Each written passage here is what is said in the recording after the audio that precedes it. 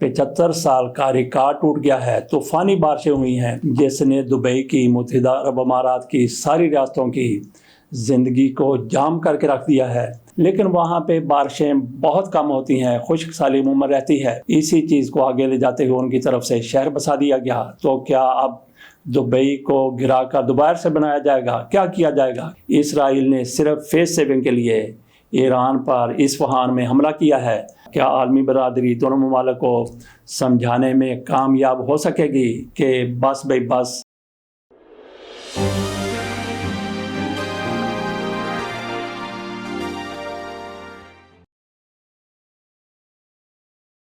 बिस्मिल्लाहिर्रहमानिर्रहीम। जब कोई नया घर बनाया जाता है या फिर इसको इस तरीके से देख लिया जाए कि कोई शहर बसाया जाता है, तो एक एक चीज़ का जायज़ा लिया जाता है। घर बनाने के लिए भी सोचा जाता है कि कहाँ पे किचन होगा, कहाँ पे वाशरूम होगा, कहाँ पे ड्राइंग रूम होगा। बहुत सी चीज़ें देखी जाती हैं।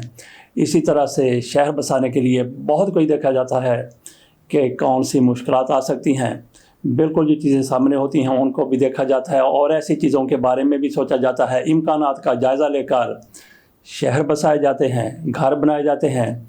दुबई में क्या हुआ? दुबई में आज तक की सबसे बड़ी बारिशें हुई हैं। कहते हैं कि 75 साल का रिकॉर्ड टूट गया है। तूफ़ानी बारिशें हुई हैं जिसने दुबई की मुत्तहिदा अरब अमारात की सारी रियासतों की ज़िंदगी को जाम करके रख दिया है। दुबई शहर बसाया जा रहा था तो उन मुश्किलात का जायज़ा नहीं लिया गया जो इम्कानी तौर पर दरपेश आ सकती थी, जैसे कि बारिशों के हवाले से, तूफ़ानों के हवाले से।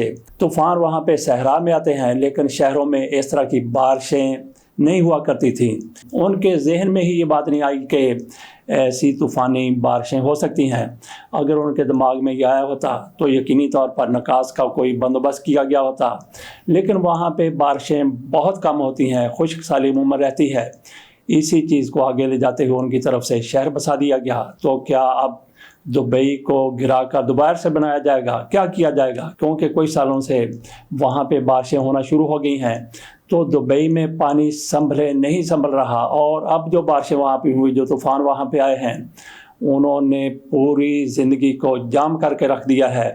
इंसानी अलमिया की तरफ अगर हालात बढ़ रहे हैं तो कहाँ पे? दुबई एयरपोर्ट पे। बाकी जगहों पर ऐसी सूरत हाल मखदूश नहीं है। मखदूश तो बहरहाल है, गाड़ियाँ डूबी हुई हैं, घर भी डूबे हुए हैं, तो ज़िंदगी बिल्कुल जाम होकर रह गई है। लेकिन ये बात हमें माननी होगी कि इसके बावजूद भी तरक्की याफ्ता मुल्क है, इसके बावजूद भी कि तूफ़ानी बारिशें हुई हैं, कितना ज़्यादा नुकसान हुआ है। ट्रैफिक जाम है, गाड़ियाँ बह रही हैं, घर गिर गए हैं, घरों में पानी दाखिल हो गया है।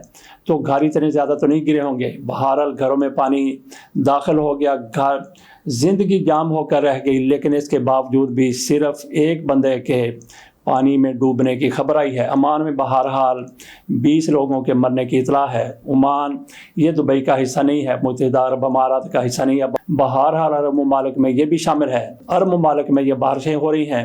ओमान में भी वो इस तरह से 20 हलाकतें हुई कि एक ड्राइवर की तरफ से अहमकाना हरकत की गई। उसको नज़र आ रहा था कि पानी का रेला आ रहा है, उसने ये सोचा कि मैं यहाँ से अपनी गाड़ी को गुजार लूँगा। उसमें 20-25 मुसाफिर थे, ज़्यादातर बच्चे थे, शायद स्कूल के बच्चे थे। तो वो सारे के सारे उस रेले में बह गए सिर्फ एक बंदे की हमाकत की वजह से। लेकिन वहाँ पे जिस तरह से इंतजाम किए गए हैं, इसके बावजूद के इतनी तूफ़ानी बारिशें नहीं होती। हमने बात की कि मुत्तहिदा अरब अमारात की एक रियासत में एक बंदा वहाँ पे डूबा है, बाकी वहाँ पे इतना जानी नुकसान नहीं हुआ। बात हमने की कि वहाँ पे अगर इंसानी अलमी की तरफ हालात बढ़ रहे हैं तो वो फिर दुबई एयरपोर्ट है। गुज़श्ता साल दुबई एयरपोर्ट पर 8 करोड़ लोगों की आमदोरफ्त हुई। इससे अंदाज़ा किया जा सकता है कि वो दुनिया का वाकई दूसरा मसरूफ़ तरीन पिछले साल एयरपोर्ट था। वैसे भी वो दूसरा दुनिया का इस्तेमाल होने वाला बहुत बड़ा एयरपोर्ट है। तो वहाँ पे परवाज़ें आती हैं, जाती हैं, कनेक्टेड फ़्लाइट्स होती हैं। आप अंदाज़ा कर सकते हैं कि एक साल में अगर 8 करोड़ वहाँ पे मुसाफिर गए हैं, इन दिनों में कितने लाख वहाँ पे मुसाफिर पहुँचे हुए होंगे। एक तो दुबई एयरपोर्ट पर बहुत ज़्यादा रश है, क्योंकि वहाँ पे जो फ़्लाइट्स आ चुकी हैं उसके मुसाफिर और जिन लोगों ने वहाँ से जाना था उसके मुसाफिर वो वहाँ पे फंस कर रह गए हैं। बहरहाल एयरपोर्ट है। दुबई में आम जिंदगी जो है वो भी बड़ी अजीरन बन चुकी है। تو دبئی ایئرپورٹ پر موجود مسافروں کے لیے سہولت فراہم کرنا دبئی حکومت کے لیے بہت مشکل ہو رہا ہے۔ وہاں پہ جو مسافر ہیں وہ وہاں پہ حال دھوائی مچا رہے ہیں کہ ہم تو مر گئے، ہمارے پاس نہ کچھ کھانے کو ہے، پینے کے لیے صرف ایک بوتل دی جاتی ہے، تو باقی وہاں پہ صفائی ستھرائی کا نظام وہ بھی اپنی جگہ پر ہے۔ گزشتہ سال ہمیں بھی وہاں پہ 10-12 گھنٹے گزارنے پڑے تھے، حالات بہتر تھے، ہر چیز وہاں پہ اویلیبل تھی، لیکن اس کے باوجود بھی 12 گھنٹے گزارنا بہت مشکل ہو گیا تھا۔ رات بھی تھی، نیند بھی آ رہی تھی، نیند نہیں بھی آ رہی تھی۔ تو اب صورتحال یہ ہے کہ وہاں پہ سہولتیں تقریباً ناپید ہیں۔ ان مسافروں کی کیا حالت ہوگی؟ یہاں سے ساجد خان صاحب گئے ہوئے ہیں، انہوں نے وہاں سے ٹورنٹو جانا تھا، لیکن وہی پھنس کر وہاں پہ رہ گئے۔ اللہ بہتر جانتا ہے کہ ان کو ریلیف کب ملے گا۔ اور ہمارا ایک دوست جس نے ڈنمارک سے آنا تھا، اس کی بھی کنیکٹڈ فلائٹ تھی دبئی کی، وہ وہاں پہ بیٹھے انتظار کر رہے ہیں کیونکہ دبئی میں آپریشن بالکل بند ہے۔ حکومت کی طرف سے مسافروں کو کہا گیا ہے کہ اپنے گھروں پر رہیں، لیکن عموماً مسافر جن کی ٹکٹیں بک ہوتی ہیں وہ کیسے گھر پہ بیٹھ جائیں؟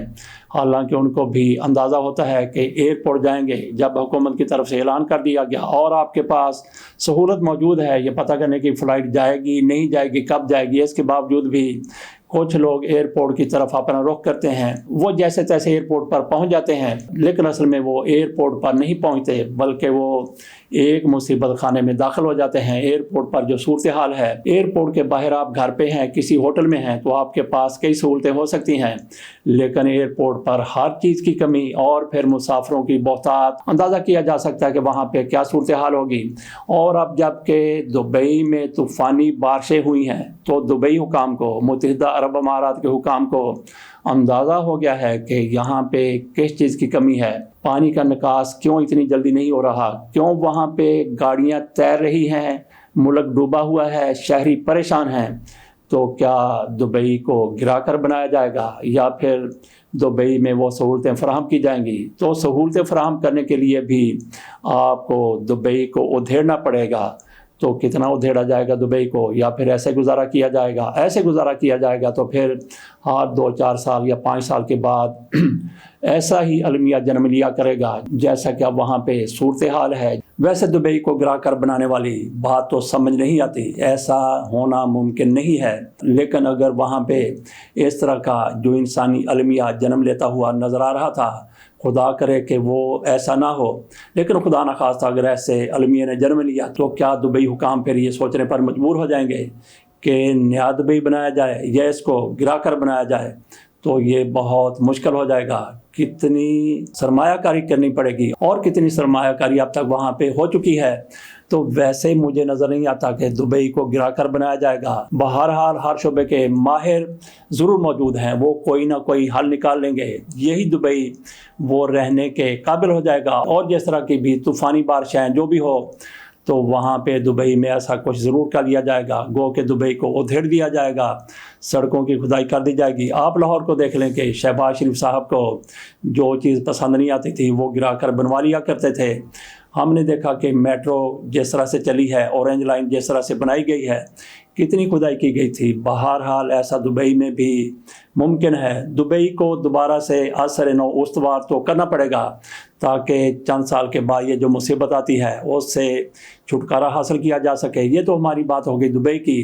اب تھوڑی سی بات کر لیتے ہیں۔ اسرائیل کی طرف سے ایران کے شام میں سفارت خانے پر حملہ کیا گیا تھا، اور کسی بھی ملک کا سفارت خانہ جس ملک میں بھی ہے، اس ملک کی وہ ٹیریٹری ہوتا ہے، اس ملک میں جس میں یہ سفارت خانہ ہے، اور جس ملک کا سفارت خانہ ہے اس ملک کا وہ علاقہ گنا جاتا ہے۔ اسرائیل کی طرف سے ایران کے سفارت خانے پر شام میں حملہ کیا گیا تھا، گویا ایران پر حملہ کیا گیا تھا۔ ایران نے اس کا بدلہ لینے کا اعلان کیا تھا، اور پھر ایران کی طرف سے بدلہ لیا گیا۔ 13 اپریل کو اسرائیل پر ایران نے حملہ کیا، تو اسی طرح سے اسرائیل پر بھی دباؤ ہوگا۔ اکسانے والے لوگ بہت ہوتے ہیں، ہاں تم تو کہتے تھے کہ ہم دنیا کی ترقی یافتہ قوم ہے، ترقی یافتہ ملک ہیں، تمہارے ساتھ ایران نے کیا کر دیا؟ ایسے تانے میں نے سن کے اسرائیل کی طرف سے بھی ایران پر حملہ کیا گیا، لیکن بہت فرق ہے۔ اسرائیل کی طرف سے یہ حملہ صرف علامتی حملہ ہے، اور اس کو آپ کہہ سکتے ہیں کہ یہ ایک سیاسی حملہ ہے۔ صرف فیس سیونگ کے لیے اسرائیل کی طرف سے یہ حملہ کیا گیا ہے، لیکن اصفہان شہر واقعی اہمیت کا حامل شہر ہے، کیونکہ اس کے قریب ہی ایران کی ایٹمی تنصیبات ہیں، وہ بالکل محفوظ رہی ہیں، اور بہت بڑا ایران کا ریڈار وہ بھی اصفہان میں موجود ہے، ہوائی اڈہ بھی وہاں پہ ہے۔ اصل میں اسرائیل کی طرف سے ایران کے ریڈار پر حملہ کیا گیا ہے اور اسرائیل کی طرف سے دعویٰ کیا گیا ہے کہ اس کو نقصان پہنچایا گیا ہے۔ ریڈار کو نقصان پہنچانے کا مطلب یہ ہے کہ اگر آپ نے ریڈار کو ناکارہ کر دیا تو آپ نے اندھا کر دیا اس ملک کو، وہ کچھ دیکھنے کے قابل نہیں رہا۔ بہرحال سوال یہ ہے کہ کیا معاملہ آگے بڑھے گا؟ ایران کی طرف سے سر دست اس پر ابھی تک کوئی رد عمل نہیں دیا گیا، تو کیا ایران اس کا بدلہ لے گا؟ ایسا ممکن نہیں ہے کہ ایران اس پر خاموشی اختیار کرے۔ تو کیا صورتحال ایران کے ایک بار پھر حملے سے صورتحال مزید بگڑے گی؟ بہتری کا تو کوئی امکان نظر نہیں آ رہا۔ بہرحال دیکھتے ہیں کہ اب کیا ہوتا ہے۔ تو کیا عالمی برادری دونوں ممالک کو، جس طرح سے اسرائیل نے ایران پر حملہ کیا، ایران نے بدلہ لے لیا، اسرائیل نے ایک بار پھر اس کا بدلہ لے لیا، کیا عالمی برادری دونوں ممالک کو سمجھانے میں کامیاب ہو سکے گی کہ بس بھائی بس، اس سے زیادہ نہیں؟ اگر عالمی برادری کی طرف سے کردار ادا نہ کیا گیا تو پھر حالات، صورتحال عالمی جنگ کی طرف جا سکتی ہے۔ امریکہ کی طرف سے اسرائیل کو واضح طور پر کہہ دیا گیا تھا کہ ہم اسرائیل کا تحفظ کریں گے، اسرائیل کا دفاع کریں گے، لیکن اسرائیل اگر ایران پر حملہ کرتا ہے تو اسرائیل کا ساتھ نہیں دیا جائے گا۔ اس کے باوجود بھی اسرائیل نے صرف فیس سیونگ کے لیے ایران پر اصفہان میں حملہ کیا ہے۔ تو آگے دیکھتے ہیں کہ کیا ہوتا ہے۔ اس کے ساتھ اجازت دیجیے، اللہ حافظ۔